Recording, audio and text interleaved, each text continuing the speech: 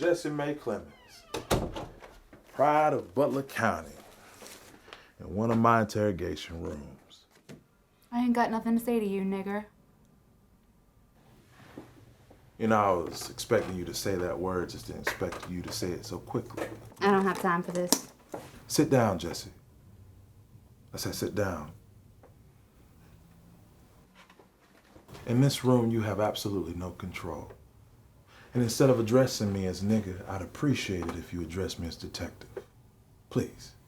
Fine, detective. You gonna tell me why the hell you had your little lackeys drag me in here? Sure. You know about the Wilcox case, right? I heard some things. Yeah, did you also hear about how they tortured that young boy? While still alive, they had him hanging. And they cut his genitals off. I had nothing to do with that. I believe that part. But I do suspect that your husband and his little clan buddies had something to do with it as well. My husband ain't in no clan. He's the district attorney.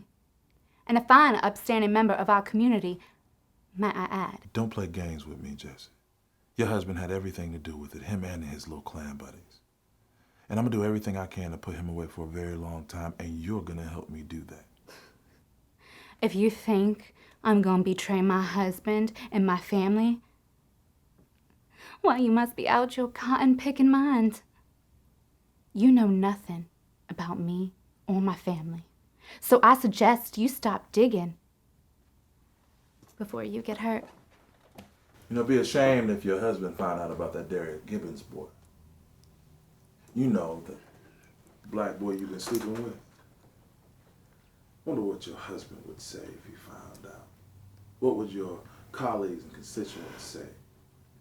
How would they ever see you the same? I mean, what would they call you? What's that term? Oh, what's that term y'all use? Oh, nigger lover.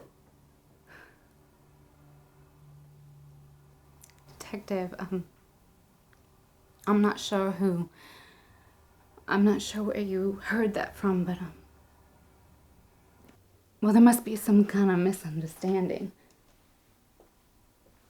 You see, I have Derek and his wife, Tracy, over at the house a few times a week to do some cleaning. And one day I asked Tracy to go to the market to pick up a few things. So I went to check on Derek in one of the rooms. He was scrubbing the floors. He was scrubbing them real good. But he seemed upset. I tried to comfort him. I put my arm around him to try and console him. I'm not sure if he took things the wrong way, but words were said and things started getting out of sorts real fast. I saw a glimmer of pain behind this man's eyes for just a moment before this anger took over and glazed over his eyes.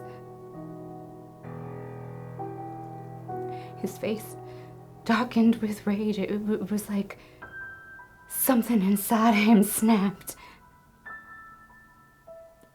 I tried to stop him, I did, but he's a very big man. He kept covering my mouth, saying no one was gonna hear me, no one was gonna come help me. And before I knew it, he had me down on the ground and he got on top of me. He hacked my dress up and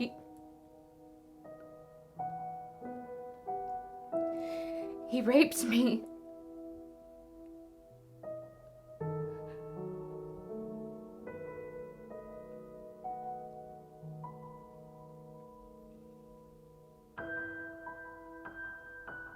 Do you see how everyone is gonna believe me? Well, because I'm a somebody in this town. You are absolutely a somebody in this town. And people will believe you. But you know what they also believe? They'll believe the tangibles. You know, like pictures, lots of them.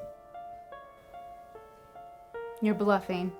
If you think I'm bluffing, then call it. You don't do what I demand of you, then you'll get those pictures. But not the way you want them.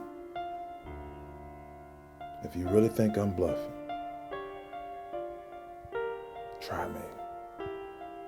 I dare you. Oh, detective. You know, one day you're gonna learn something, and I do hope it's real soon. You're gonna learn that being white, well, it has its privileges. You have a nice day now, detective.